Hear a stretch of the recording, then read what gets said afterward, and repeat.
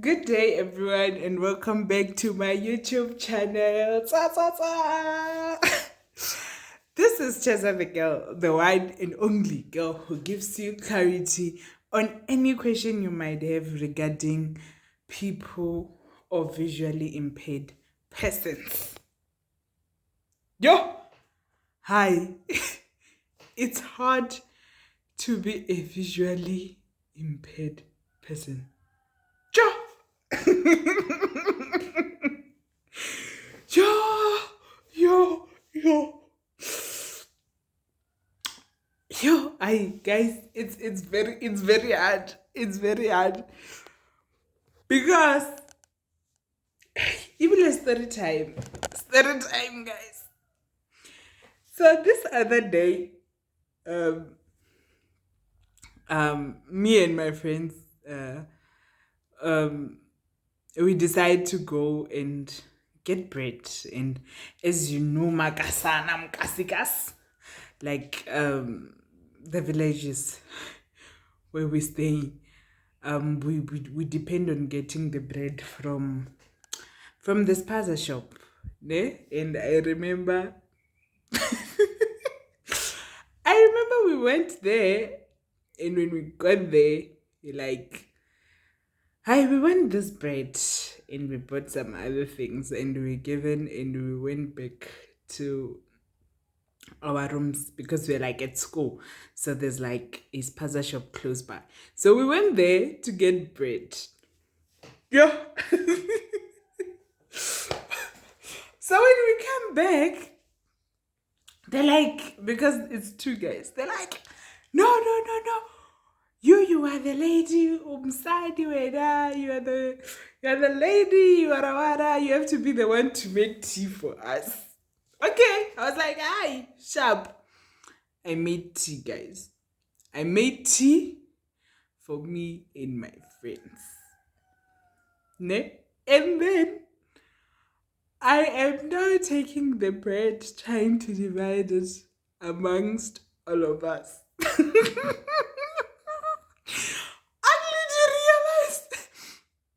only to realize that that bread was eaten by a mouse. Yo, yo, guys. That time, the tea is ready. We are like, guy, now we gotta sort out the hunger. Did we sort out the hunger? Did we sort out the hunger? Because, like, there was like four different holes on that bread, and then the fourth one was underneath. It was so big. That hole was so big, which could say, which in the way we touched the bread and felt it, a mouse could fit in the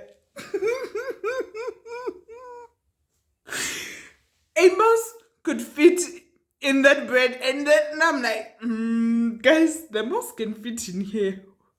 What if we came back with the mouse from this pizza shop and we got it back to our rooms, and now we have to struggle to take out the mouse, and we're not even sure uh where the mouse might be.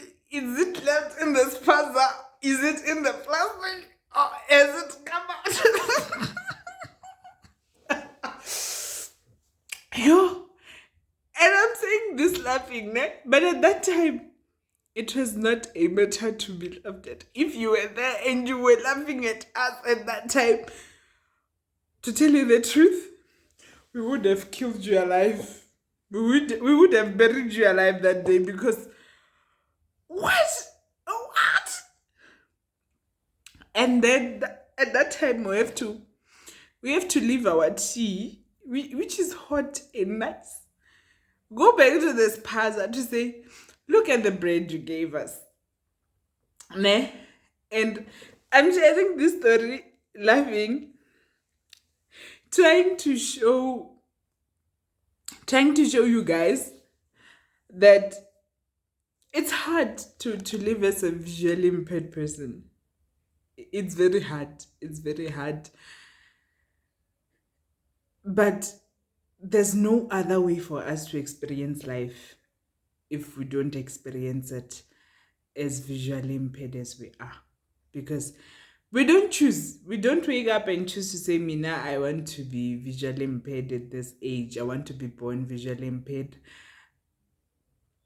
It just so happened. It's that thing that it is life. It happens.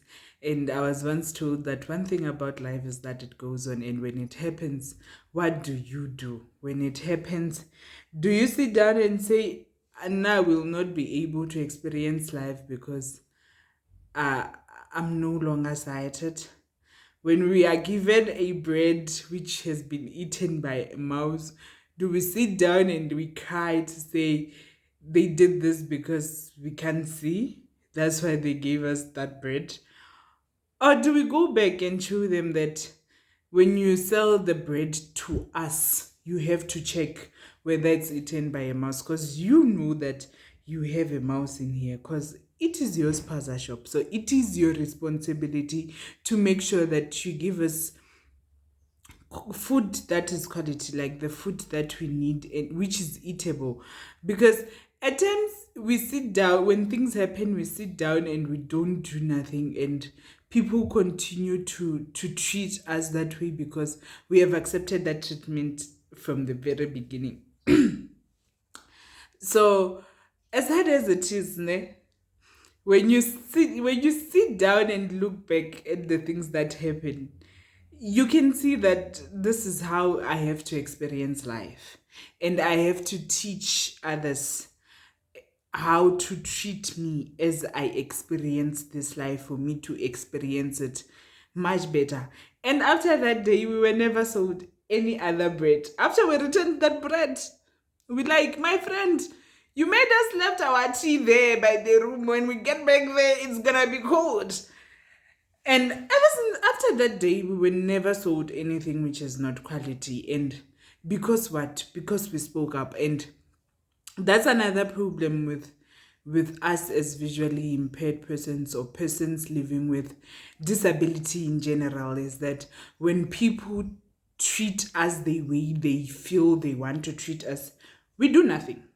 We just sit down from the back seat and do nothing. Whereas we are supposed to tell them that when you treat me in this way, I feel you are not treating me right.